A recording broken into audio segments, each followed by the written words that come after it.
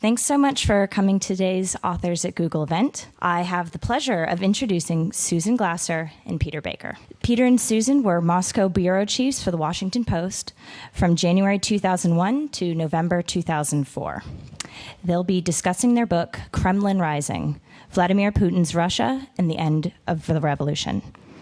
Strobe Talbot, president of the Brookings Institution, calls Kremlin Rising a superb portrait of Putin's Russia by two reporters with an eye for the telling detail, an ear for the subtext of Russian life, and balanced, probing judgments about one of the most important dramas of our time.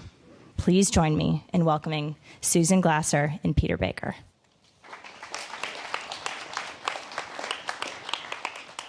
Well, thank you guys very much for having us. Can everybody hear me okay? Yeah? Okay. This is a real thrill for us to be here. Susan right now is the assistant managing editor for national news at the Washington Post. I'm in Washington as the White House correspondent. And we feel a little like, the Flintstones coming to meet the Jetsons. We're very old world media, ink and paper, trying to adapt to a new world. So it's for us a great thrill to be able to come here and sort of see how the future looks and to think about ways that we'll be able to adapt what we do to what you do. As we go down the road. Now, we're here today to talk about Russia specifically. That's our book, Kremlin Rising. And I can tell you after 4 years in Russia, the one thing I know, absolutely without a doubt, is that Vladimir Putin is scared of you. He's absolutely petrified of you. He's absolutely petrified of what this place represents. What it represents, of course, is information. What it represents, of course, is knowledge. What it represents, of course, is openness and transparency, all of which are the enemies of Putin's Russia. Now, we left at the end of 2004, but you've seen even since then the continuation of a real trend in Russia today. And the most recent trend has been to look at the internet.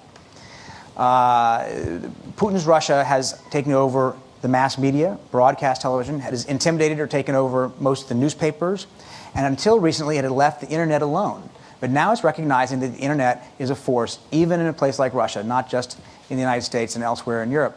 When we got to Russia, I think about 3% of Russians were regular internet users. Today, it's about 25%. That's a pittance, obviously, compared to what you're used to. But in Russia, that's a huge segment of the population. And the 25% represents Moscow and St. Petersburg, the main cities, the places where politics really happen, in a place where there's still rural fiefdoms out of the Middle Ages. That's the rest of the 75%. So, in fact, today, most of the educated elite of Russia is online, which was not true just a few years ago. And what does this mean? This means freedom. This means the ability to understand things that that state television isn't telling you. This means the ability to communicate with people, particularly on the outside, in a way that they never could in the old days. And so this is a threat. This is a threat to Vladimir Putin's Russia. And so now they're talking about creating their own Russian internet, their own Russian World Wide Web, because, in fact, the one that you guys have mastered so well, in some ways is threatening to them in a way they'd like to create their own system absent exterior forces. They're talking about, they've created their own internet websites. They've actually bought up a lot of the most popular internet websites or intimidated them into sharing their point of view politically. And they are threatened by particularly things like Google Earth, which tells people, where things actually are, which is an anathema to Russian history. Even today, I had lunch, I remember, with the president of an oil company, TNK-BP, in Russia. TNK-BP is a 50-50 partnership of a Russian oil company and British Petroleum, BP. None of the British managers who owned half the company were allowed to look at the maps of where the oil fields were. State secret still. So they had to hire Russians who were allowed to decode the false maps into true locations. How do you dig for oil? How do you drill for oil if you don't know where the oil is? Well, they're not allowed to in Russia unless the Russians give them that information under a classified system that's very onerous and burdensome. So what do these guys do? They use Google Earth. The information age cannot be held back. In Russia today, they're trying to find a way to hold back that tidal wave. When we arrived in Russia, we thought it was going to be a very almost sedate period. We came after Boris Yeltsin. We came, at the very beginning of Putin. Who was this guy Putin? He was going to be, a stabilizing force after a decade of tumult in the post-Soviet era. What we found, actually, is that the time that we were there and the time since we've left has really been every bit as profound for Russia as the period of the 90s. They're not tanks in the streets. They're not firing shells at Parliament, but the changes have been deep and meaningful and in a very troubling way, I think, for those who want to see a Russia that is open and free and transparent, as we all hoped, I think, about 15, 16 years ago. Last Christmas, of course, was the 15th anniversary of the fall of the Soviet Union, the 15th anniversary when Mikhail Gorbachev walked out of the Kremlin for the last time. They hauled down the Soviet flag, the hammer and sickle, for the last time, and this new Russia was born. And what do we see during this 15th anniversary? We didn't see celebrations. We didn't see fireworks. We didn't see, television talk shows talking about what a great moment this was in Russian history. Instead, actually, at that very same time, by coincidence, it was the 100th anniversary of the birth of Leonid Brezhnev. Remember Brezhnev? He was the stolid, bushy-eyebrowed, apparatchik who was sort of the last of the long-time real Soviet gerontocracy. He led a period that we call stagflation or stagnation and so forth, with Russia literally began to fall down. Despite that, you would think Brezhnev is sort of not the most popular figure in Russia today, but instead his birthday touched off this wave of nostalgia.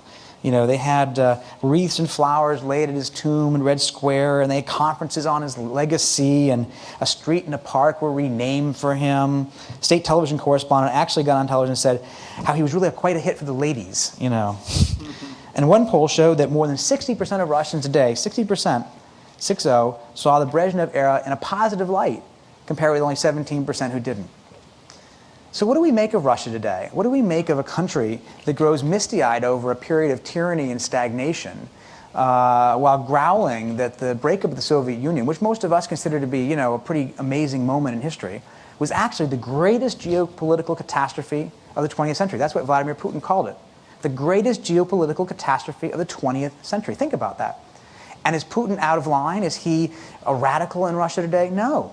No, he's not. He says that because, in fact, that taps into a very deep vein of thinking in Russia today, that they actually do believe that the breakup of the Soviet Union was a geopolitical catastrophe because it cost them their superpowerdom, it cost them their sense of order in the world, their sense that they understood where their place was, their sense of stability, how they call it, And so when Vladimir Putin then takes power back through the Kremlin, through all the different ways that we write about in this book, he's not going against the Russian people in a lot of ways. He's, in fact, channeling them. They want a strong leader.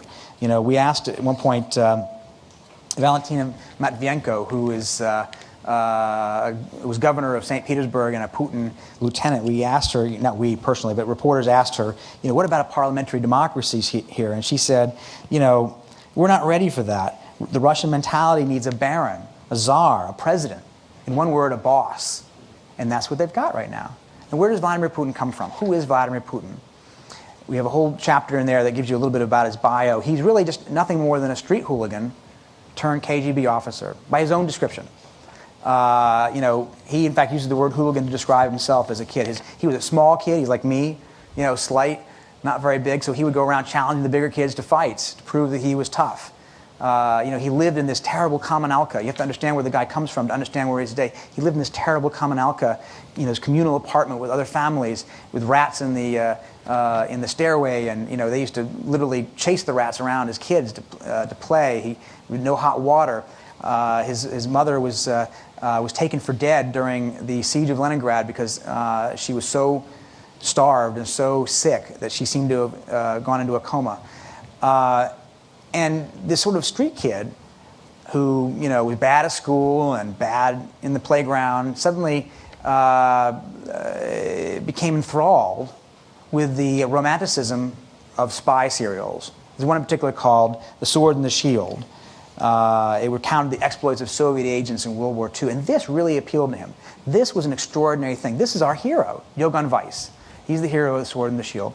And at one point, Johann Weiss ends up saying in the serial, my ambition is to have as few people as possible to order me around and to have the right to command as many people as I can. Well, that must have stuck with him. Because Putin then went to the KGB. He became a member of the KGB, an officer in the KGB, went to Dresden, East Germany. Not exactly the, top-of-the-line assignment for a KGB officer. Never rose above colonel in an agency that was filled with a lot of mediocre generals. But when he finally, through a series of political moves that placed him in the loyal camp of the right people at the right time, he finally found himself, through no election, as the president of Russia, left there by Boris Yeltsin as his hand-picked successor before eventually ratified in a tainted election. And he was asked, what's it like to be president of Russia? What's it like to be in charge of the Kremlin? He says, you know what, I like this. He says, no one controls me here. I control everybody myself. Sounds familiar, right? And that's what the Putin era has been about. It's been about control. It's been about being in charge. It's been about not allowing people like you and people like us to do things that he doesn't want you to do, to say things he doesn't want you to say, to create a country he doesn't want you to create. And it's been a fascinating time, and it's one that's very, very important, I think, for us, for the United States, for the rest of the world, to pay attention to. In the tumult of the last few years with Iraq and Afghanistan and 9/11 and Osama bin Laden, we haven't really paid that much attention to what's happened in Russia. And I think that we're all worse off for it, because under our noses, while we haven't been paying attention, while we've been trying to bring democracy to the Middle East, democracy has been dying in Russia. And I don't know what that means for the next president, but it's going to be, I think, a big challenge. I think Susan will talk from him. Thanks. Well, I guess I'll start, as most speeches, at least in Russia, do, with an anecdote, a joke. We were at a conference a few years ago where Grigory Yavlinsky, who was sort of a leading figure in the kind of Western-oriented political process, which is to say that he was very unpopular with most Russians. And he was at a conference, and he was asked, well, what do you think about the future of democracy in Russia? Is it dead yet? And Yavlinsky thought for a second, and he turned to the audience and he said, well, I'm sure most of you here remember the old Soviet story about the ambulance driver. And he picks up the guy and he says, okay, we're on the way to the morgue. And the guy sits up and he says, excuse me, Mr. Ambulance Driver, why are you taking me to the morgue? I'm not dead. And the guy turns around and he says, yeah, but we're not there yet. And at times over the course of Peter and my 4 years in Russia, I think we had a feeling that we were watching that ambulance ride. That this was an experiment that was in the middle of being abandoned in some way.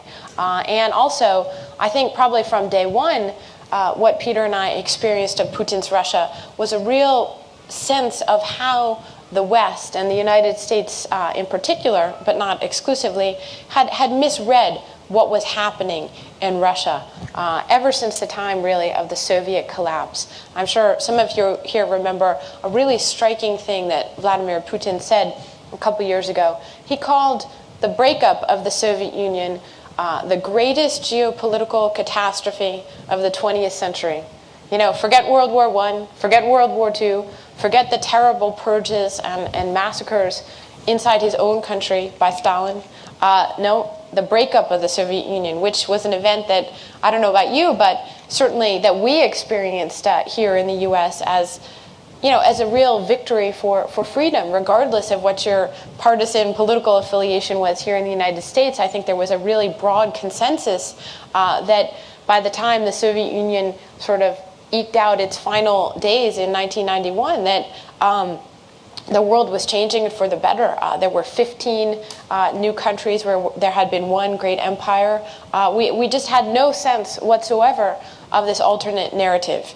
And I think therein lies a lot of the roots of how dramatically the United States, from President Bush on down, has continued to misread everything that has happened in Putin's Russia. When Putin came to power, the wrongs that they were interested in stopping, the revolution referred to in our subtitle, was the revolution of what they perceived as the breakup of one of the world's great superpowers. And that was the revolution that they were interested in ending. There was no new ideology. They're not restoring communism today in Russia. They don't have little kids marching around with red banners saying slogans of, sort of peace to the people and that sort of thing. But what they do have is a resurgent nationalism that Putin and a small inner circle of really KGB loyalists like himself have used to great effect over the last few years. They're preaching Russia reawakened. And what they're also doing is very aggressively presenting themselves as the alternative. In Russia today, the word democracy itself is a dirty word. It is not used in the sense that we use it here. It is used as a foreign import. It is used as an effort by the West to keep us down. And this misreading or this new narrative of Russian history was one that greeted us almost from the start. I think that we're used here in the U.S. to equating democratization with a form of capitalism itself, with a form of our Western way of life. And what we saw was a Russia that was eagerly embracing many forms of westernization, many forms of global capitalism, the consumer society amongst those people who have been lucky enough to have new money in Russia has been very eagerly embraced. You won't find a home for name brands better than in Moscow today. As you know, with oil creeping ever upward and Russia's very main resource being oil, these are boom times in Moscow. We called one of the chapters in our book Boom Time, actually. And we saw dramatic transformation. So when we talk about the march away from democracy in Russia, we're not talking about the march away from capitalism itself. In fact, it was only about a month or two into our stay that we were in our apartment. The Washington Post has had the same apartment since Soviet times, right on one of the grand avenues built by the Soviet central planners, right in Moscow. And instead of the old little kiosks that had grown up in the 1990s with old ladies selling you newspapers and flowers and that sort of thing, a Porsche dealership opened right on our corner 2 months into our stay. And it went on from there, and there was, Prada and so many high-end shoppers that actually the Bentley dealership in Moscow is the only Bentley dealership in the world where they have to keep the cars in stock, because when you're a Russian oligarch and you feel like buying a Bentley, you need to drive it out that very same day. So these are capitalists, and I think it's important to understand that there's a very aggressive form of capitalism taking place in Russia today, with a lot of unfettered excesses in the market, which you wouldn't see here or in Western Europe. But at the same time, they have managed so successfully to decouple the idea that this stable middle class will bring forward democratization. It will create civil society. These are absolutely still alien concepts in Russia today. And I think this was most brought home to me. I decided to spend a year in a high school classroom on the outskirts of Moscow, in a very working class area of the city, very far, about an hour and a half really from the city center. And I wanted to go to their high school history class because I figured, if there was anywhere where you're really going to get a sense of what's the new generation thinking, and to test many of our assumptions about the process of change and how long it takes to recover from something as monumental as 70 years of Soviet totalitarian rule, I figured it would be in the history classroom. There was an old Soviet saying, after all, that many people are still fond of quoting, which they used to say, the future is assured, because that was one of the great Soviet slogans. It's the history that's still up for grabs, because, of course, they were always busy rewriting their textbooks. And going back to the very beginning of the Communist Revolution, in fact, there was such a fight over history. They threw out all the old Tsarist-era textbooks, and it took until the 1930s for them even to come up with a Soviet history textbook. They just didn't teach history in Russian schools from 1917 all the way until I think it was about 1930, 1931 when they finally got around to writing the first Central Soviet history textbook. So history's always been one of the most lightning rod subjects. And I went into this with certain assumptions. I thought teaching, it's a very low-paid job in Russia today. Teachers, even in the big expensive city like Moscow, earn somewhere between $100 and $200 a month. So I figured, I was very likely to get sort of a Soviet holdover kind of a teacher, since that would be the only person who would still be willing to work for wages like that. And I figured you'd get a young, new generation. After all, back in the 1990s, this was one of our great assumptions, that, the internal colonization of the mind of the Soviet Union would take about a generation or so to wear off. 15 years into the experiment, these kids were the very first generation to come of age with no memory whatsoever of the Soviet Union. They had been toddlers, the age of our little son, Theo, when the Soviet Union had collapsed. So the only memory that they would have would be their parents' memory, and that memory that they absorbed from Russian culture. Well, basically on the very first day of this year-long history class, I figured out just how wrong I had been in thinking about this. I got there, and the teacher told me, "Don't worry, I'm going to make them all little Democrats and Republicans, just like in America." And she was a wonderful woman. She was a great optimist, which is a hard thing to be in Russia. Because even in Russia today, with all its oil wealth, it's a hard place to live. But she was a great optimist. But then we sat down, and we had an exercise in which we talked about the revolution of 1917. And then she divided the class into groups to discuss it. And then she said, "Well, we're going to vote, since we're democratic now. And we're going to see how many of you, whose side would you have been on?" And everybody wrote down their little things, and then she counted the votes. And actually, it turned out that the Bolsheviks were the winner there on day one of the class. And in fact, even the idea of parliamentary Democrats, which would have been the sort of opposition at the time, they were third place. So I think that was a very revealing notion. These kids were absolutely modern kids. They all had cell phones. If you asked them, what did you want to do, when you grew up, they all were planning to go and major in economics at the local business university. Even Tanya Levina, who was the smartest girl in the class, she was also the daughter of a high-ranking official in the FSB, which is the modern-day successor to the KGB. She was a very articulate proponent of Lenin and Stalin in every class discussion. She also wanted to go and major in economics at the local business university. The boys brought their boombox to class, and on the breaks they would listen to rap music.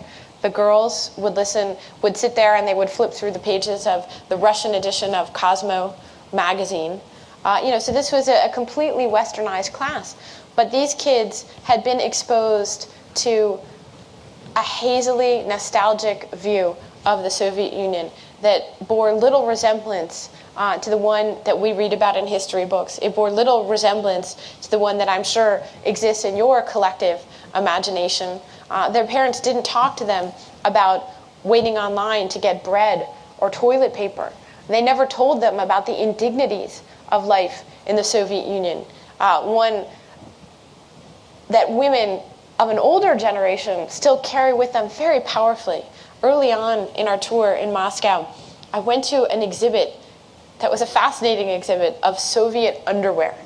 And this was just, it was a brilliant, brilliant way of sort of like using these incredibly humble objects of everyday life to tell the story of a totalitarian regime, right? There's nothing more, there's no bigger indignity than, not having even basic control over your personal life, right? And, in the Soviet times, you took what you could get. And even women, for many decades of the Soviet dictatorship, were basically forced to live with, sort of long, scratchy, woolen men's underwear. And, many women in the 1970s, there are whole movies about this in Soviet culture, their fondest dream was to own a pair of underwear, made in Czechoslovakia, which was considered as close to the West as you could get. So this was this incredible exhibit. And we brought with us Irina, who was a translator who worked with us in our bureau. And she was practically crying because this is brought back to her in this most visceral way. The way that she had been forced to live in this tiny, cramped apartment, with her husband and her mother and her young daughter. One day, Ira recalled being on the way out to their country dacha, in the summer, and she was taking her little daughter to the train to go for the weekend to the country, and she saw a big line. So of course she did what a good Russian woman would do when she got on the line. And then she figured out, well, what's the line for? Well, the line was for toilet paper. And, she really did. She waited on this line for an hour. She got, a bonanza. It was gold. She acquired, enough toilet paper rolls that she didn't know how she would carry them along with all their other things out to the weekend out in the country. So she made a necklace of toilet paper rolls. She hung it around her neck, and she carried her daughter, and she carried her weekend bag And they got on the train, and she thought, I lived in a society where I had to walk around with a toilet paper necklace. So you can't understand that. And yet these kids in this high school classroom, their parents didn't tell them about the toilet paper necklaces, and they didn't tell them about standing online, and they didn't tell them about a supermarket that carried one kind of cheese and one kind of meat and one kind of oil, and you were lucky if you could get it. Instead, these kids had come to associate the Soviet Union with a sort of proud nationalism, the kind that is on television today, and that is the consequence of Putin's campaign to restore central control effectively over the kinds of information and ideas that the young people in Russia today are being exposed to. They had no concept of a world in which the state could police even their jokes. They felt very free to say what they wanted to their friends, to their teacher, to their parents, and they certainly couldn't even begin to imagine a neighbor informing on them because they told a bad joke about Putin, for example. And yet their parents hadn't told them all these negative facts of the life and the system that they grew up with. And in the end, however many, 9 months later, at the very end of the history class, the students were still not convinced that Lenin had been wrong. And Tanya Levina was still a very ardent proponent of Stalin as having imposed the greater system on Russia. But the teacher, she was still an optimist in the way that I guess you have to be to teach generation after generation of Russian children. And she said to me, all right, so I didn't convert them. They're not Democrats. They're not Republicans. But in the end, maybe they're lucky that their parents have given them not the true story, but at least this nostalgia thing. Because at least these children never had to experience what I had to experience. And that means that they will be different, if just not as different as all you Americans want them to be. So I guess I'll leave you with those thoughts. And Peter and I would love to take your questions and really get a sense of your own experience with Russia and interest in it. So thank you again for having us today.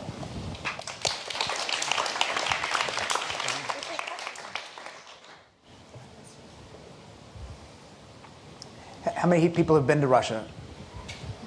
Yeah? From Russia? Yeah? When were you there last? 10 years ago. 10 years ago, yeah. Changed a little bit. Yeah.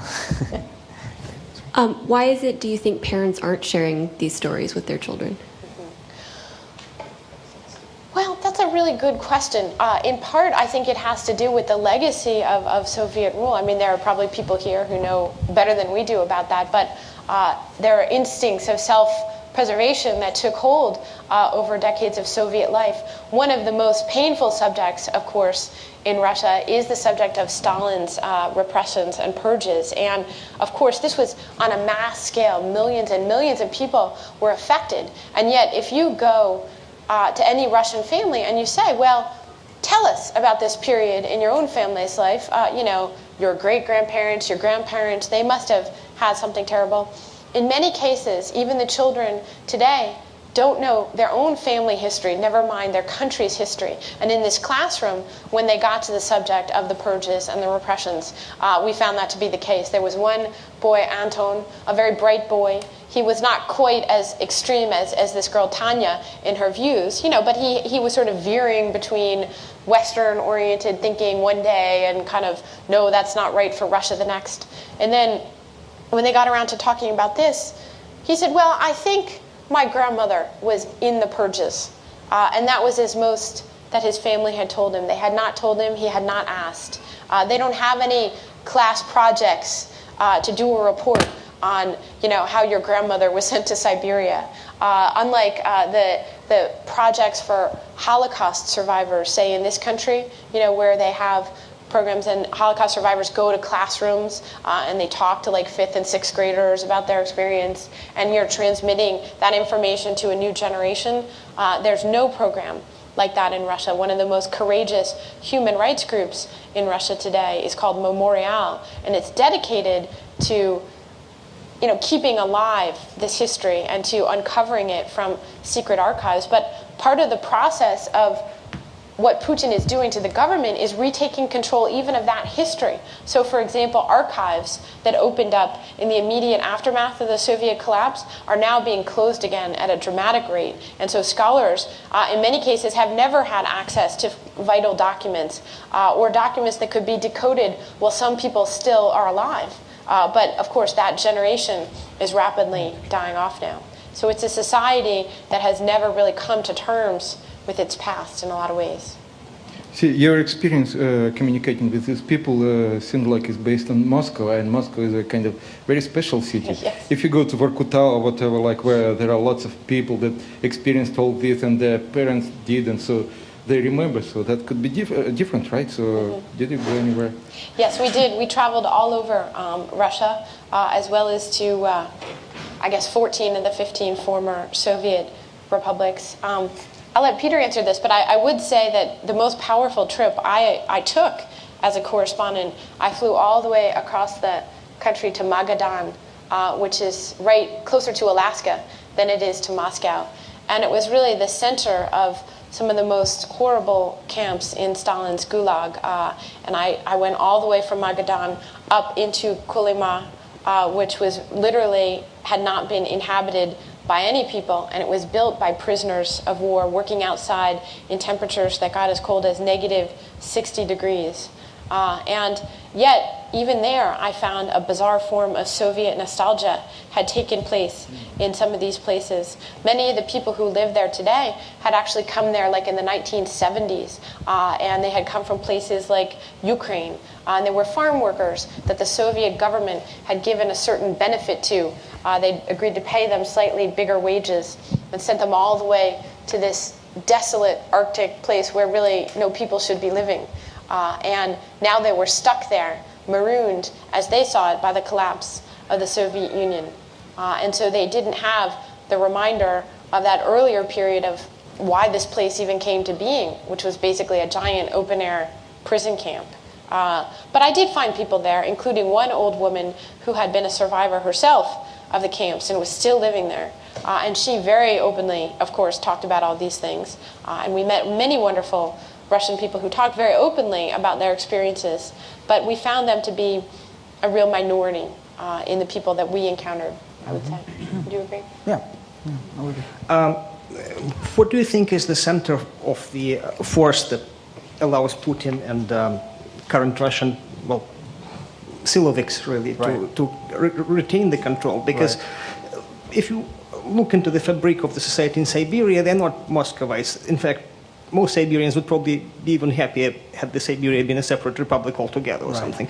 Same thing goes for, I'm from Central Asia. You see that there is enough element of nostalgia, but only far enough to just brag about it at the table and make a social argument. I think a lot of it, and when were you there last? Are you Russian? 2 years. Yeah, 2 years ago? Okay. I mean, it seems to me, and again, you may know better than I, or we do, but it seemed to us, what we experienced when we saw there was this great resentment at what had happened in the 90s. You know, in the 90s, for Russians, you know, we thought maybe that it was this flowering of a new society, capitalism, democracy, blah, blah, blah. What they saw was crony capitalism. What they saw was, you know, corrupt, crooked insiders taking away billion-dollar companies, in effect, from the state, from the people. You know, and I think that they saw the economic collapse of 1998 when many of them lost, you know, their life savings in the matter of days. They saw you know, political tumult. They saw people who seemed to be out for themselves. They saw banditry and mob-style hits on the street. And I think that they were I think that they looked at the 1990s and said, enough of this. We can't take more of this. If this is democracy, we don't want it. We want somebody to come in and put an order to this thing. And what Putin has done is he's not reestablished the Soviet Union. You know, we want to be careful about overstating the case, because as Susan said, you can make jokes, you can live your life. If you don't get into certain areas, you can create a business, you can travel overseas, you can read, you know, the Washington Post on the internet, you can read Google on the, you know, Google News on the internet. You can live a fairly European lifestyle today and never have any problems from the state. So it's not like the old system in that sense. It's only when you stick your head up through NGOs, human rights groups, journalism, maybe business, if you challenge the wrong people in the wrong places, legal system, politics. If you get involved in something that the Kremlin perceives to be a threat, that's when the hammer can come down. So for many Russians, they don't see anything wrong with what's happening because they don't care enough. They've got their own lives to build. They're trying to build a new life in the wreckage of this old country and trying to figure out a new order of things. And so they don't have time for politics, don't care about politics, and they don't therefore see a threat to their lives. They see a more economically vibrant country today. It hasn't reached a lot of the places like Mokshan and other places that we visited. It's still a country of very vast, different economic orders. Moscow, St. Petersburg, and to some extent the mid-level cities, Nizhny Novgorod and Ekaterinburg on one level, and then these villages throughout 11 time zones. Imagine this is a country, for those who haven't been there, 11 time zones across.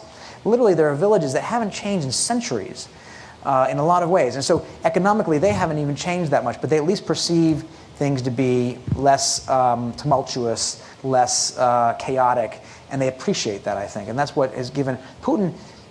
Look, it's relatively easy to be at 70% in the polls if you control television, right? But I also think that genuinely does reflect a certain desire in society for somebody who will just, put things right in their view. And that's, that's a hard thing for Americans, I think, to contemplate because we see that and say, well, how can you think that? But you have to understand, I think, and you do, I think a lot of people have to understand, of course, how they've lived the last 20 years. I think we had some, yeah. How do you think international community, apart from North America and Western Europe specifically, perceive Mr. Putin? Because at least in some parts of the world, there is a feeling that US administration is very arrogant one, and Mr. Putin is one of those few leaders who can really stand up to it. And so there are different perceptions. What do you think is sure. trend? Yeah, he's rather adeptly, I think, played off of that. In fact, he's very smartly set himself up to say, okay, I hate those guys too. So I'm your friend. I'm your friend, Hugo Chavez in Venezuela. I'm your friend, in the Arab world. I'm your friend in Iran right now in terms of Ahmadinejad and even the issue of the nuclear weapons. He's reestablished ties with China in a stronger way than they had been in the past economically and in terms of arms sales and so forth.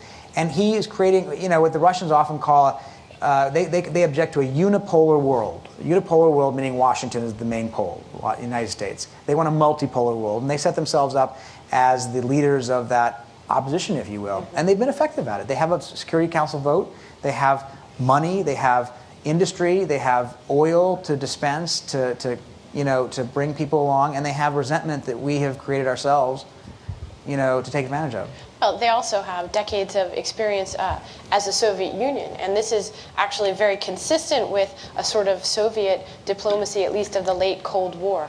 And so part of what you see in Putin's kind of skillful playing of the U.S. against other leaders in the world is a reversion to a sort of Soviet-style diplomacy. In fact, the rhetoric about the unipolar world disappeared almost immediately in Russian foreign affairs communiques, even back in the 1990s.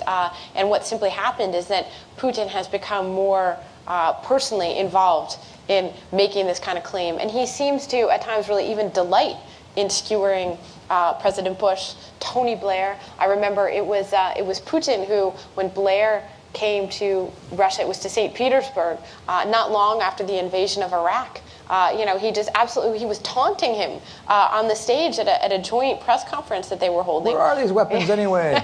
These weapons of mass destruction. And this is most unusual behavior. Blair, like George W. Bush, had been an early supporter, really, of Vladimir Putin. He had encouraged him. He had lavished him with attention. Putin was invited and honored in Britain with a state visit, including a visit with the Queen. So both Bush and Blair, I think, have found that their efforts to sort of turn Putin into a more reliable ally, as opposed to simply an occasional friend of convenience, or where they have mutual interests, not only has that not worked, but in many ways Putin has quite skillfully turned that against them. So you talked about two different things. One was the fact that the Russian public, in some sense, is oblivious to the past and has sort of disavowed it, and the children are not conscious of it. And this is a phenomenon you see lots of places. I mean, you see it in Turkey, for example, with the recent issue. You see it in Japan, in some sense, with World War II. And this is not incompatible with a country moving to democracy. I mean, this is just a country having to deal with its past. So regardless, I think they could have moved to democracy. But it seems like there are these two stable forms of government that seem to have emerged today. One is democracy, and the other one is the kind of thing that you see in Singapore, you see in China, where you have totalitarian regime running a very capitalistic society where people's basic needs are met. They feel prosperous compared to what they were earlier. They're happy to, do without certain personal freedoms. And I think Russia had the choice of sort of walking down from the totalitarian hill where they had a train wreck, suffering through it, and then climbing up the other hill of democracy, or they could have climbed up this. They decided to go up the totalitarian hill where they could get to another stable point where they were actually happy, and they didn't have to wear, toilet paper necklaces, and they could actually get food on the table and boom boxes and Prada. So it seemed like they made a choice now. Now, do you think they're ever going to come down this hill and go up democracy? Because there is definitely, a bit of suffering that they have to go through if they want to change the model completely. I mean, look, predictions are obviously, worth what you're paying for them here today, But I think that it's fair to say that you heard a lot of people say for a long time that, well, the Japanese could never be democratic, right? And Arabs can't be democratic, and Indians can't be democratic, and Pakistanis can't be democratic. I'm not sure, that I would say that therefore Russians can't be democratic or that it won't head down that road at some point in the future. President Bush, though, he was so frustrated by this, we asked him the other day at a press conference, you're the great promoter of democracy. What happened with Russia? Basically, he says, it may not be in the Russian DNA, which is really interesting because, in fact, I think A, it's insulting, obviously, but B, I think it reflects. I don't think he meant to be insulting. I think he was frustrated because, in fact, President Bush says more than anybody that he doesn't think that democracy is unique to white, English-speaking, European-born, countries. But I think he's seen the frustration of the last few years, and he's beginning to think, well, maybe, blah blah blah. Is there something unique in the Russian culture? There are obviously things that are different about the Russian culture. It doesn't have to be a democracy that would be like ours. It could be a democracy that's very uniquely Russian. And that's what Putin's argument is. I am building a Russian-style democracy. You just don't recognize it as such.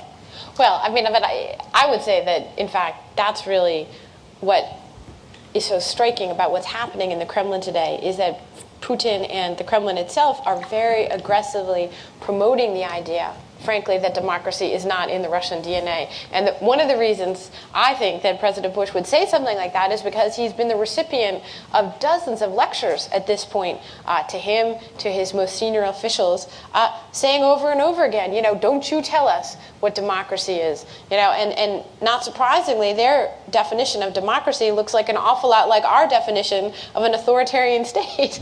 And so I think that this, to me, also is a reversion to a real Soviet archetype, which is the idea that things are what we say they are. And if you look at the rhetoric of the Soviet times, in fact, the Soviet Union had elections, and they had many of the external forms and institutions that we would call democracy.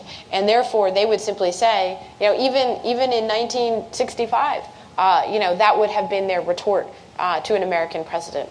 I think the thing is that we haven't really talked about today is that there is a very thin level of support for Putin or for any Russian leader, regardless of the opinion polls. And it's really hard to get at that because, as Peter pointed out, when you control television, you can pretty effectively create a situation in which your popularity numbers are astronomical. At the same time, what we found as we traveled all across Russia was a really deep-rooted cynicism among people about any form of politics and any form of politician.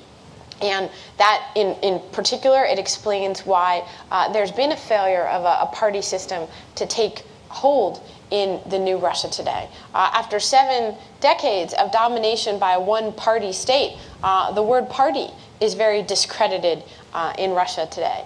And no one wants to be joining up with that. Are there new institutions of civil society being created outside of the context of the government and the state? Absolutely. There are many brilliant young people that we met, engaged in all sorts of important work, working with NGOs, trying to think about the environment, even in small provincial cities, people in St. Petersburg trying to figure out ways to restore this grand and completely collapsing city outside of the framework of the government.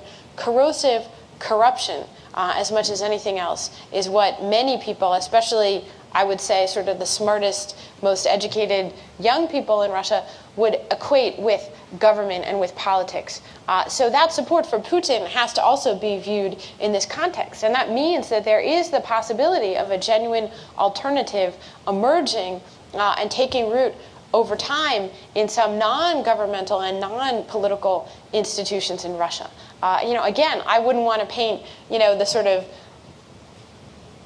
rosily optimistic scenario for Russia, because that usually turns out not to be the case. But I think that there's such an investment on the part of Putin and the Kremlin in portraying it as two alternatives. You have this mountain, the mountain the one which your parents say, well, it wasn't so bad after all, or you have this mountain which, was responsible for what everybody in your life says was all the turmoil and all the troubles and all the modern disruptions. And so I think part of what's happened is that the public surround sound has given Russians far too few options as they consider taking, the next step for them. And so, that's going to be a long process, I think. But I wouldn't underestimate the level of resentment toward capitalism still in Russia, the level of resentment toward the gross inequities of an oil-fueled boom economy in which people are benefiting,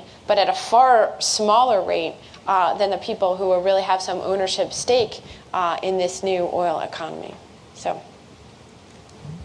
were you able to interview college seniors, especially ones that majored in economics or finance?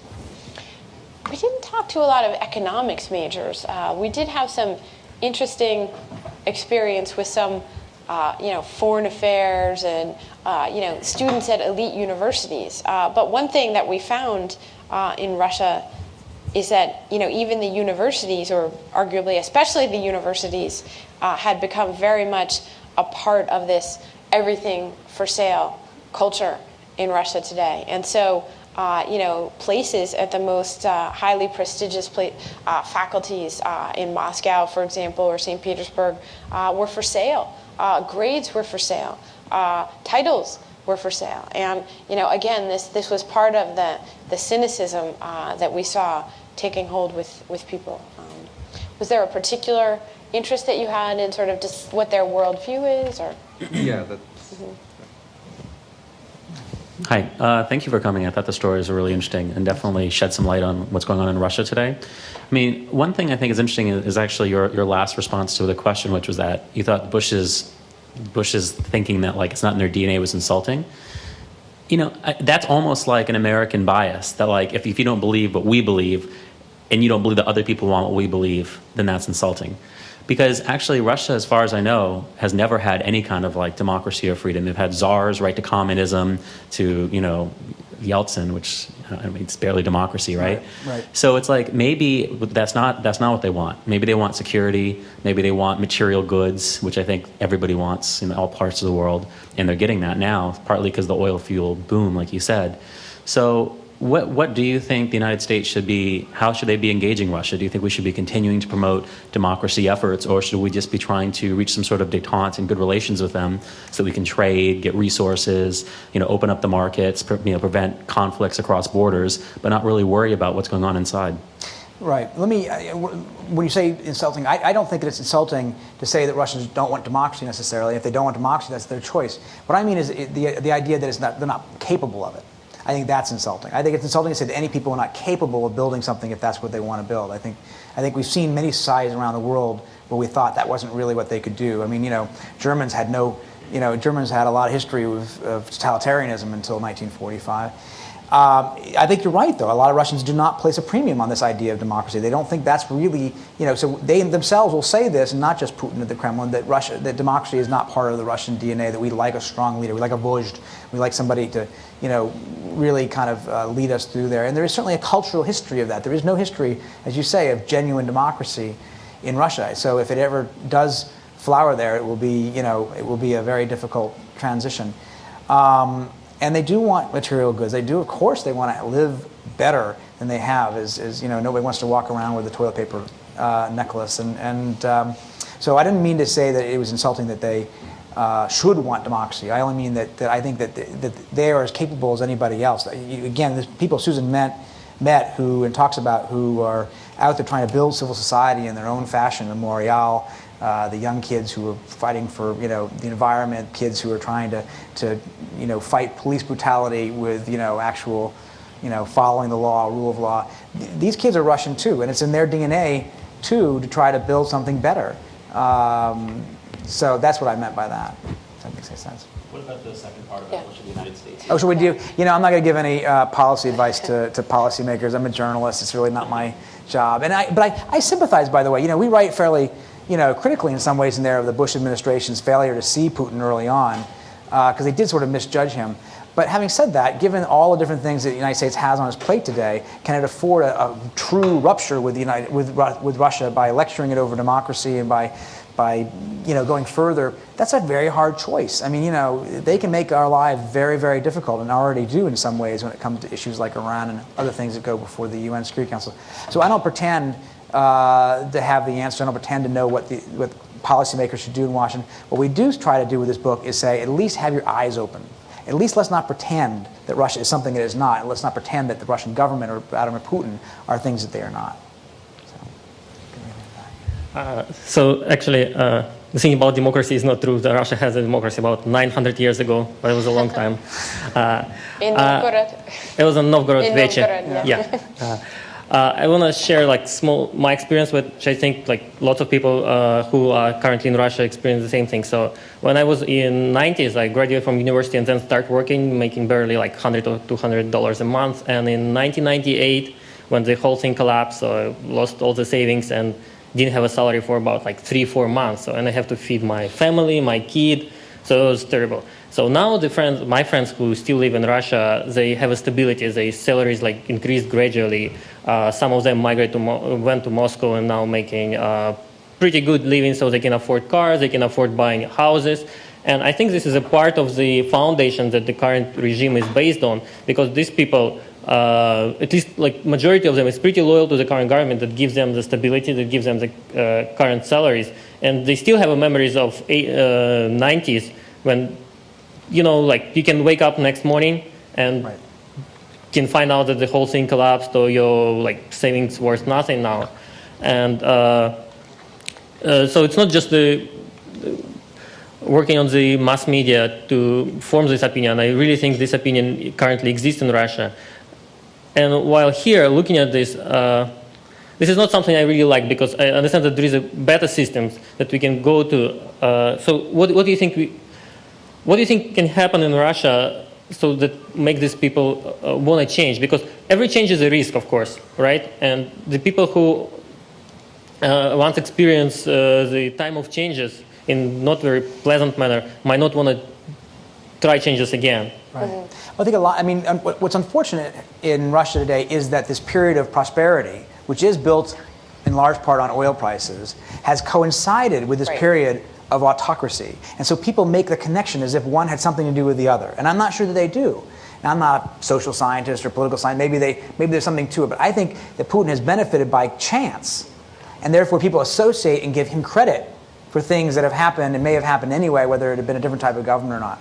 I don't know. It's a good question. The other part of your question was what has to happen. I think it's possible for Putin to overstep. It's possible for his successor or his government to overstep at some point. There is a growing middle class in Russia today that does expect to live better and does expect to have access to foreign travel, to the internet, to Google.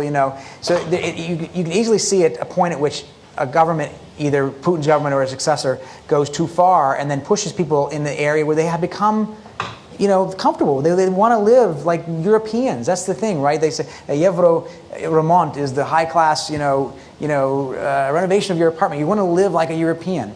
And so if they were to go too far and to get people where they live, I think that's something where you might see some reaction. But right now, there is an apathy and there is a sense that, things are going well. Why rock the boat?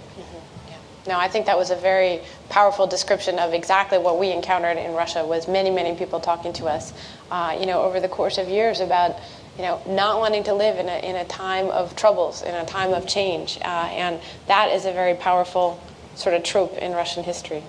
People don't want to, stability even at the cost of missing an opportunity.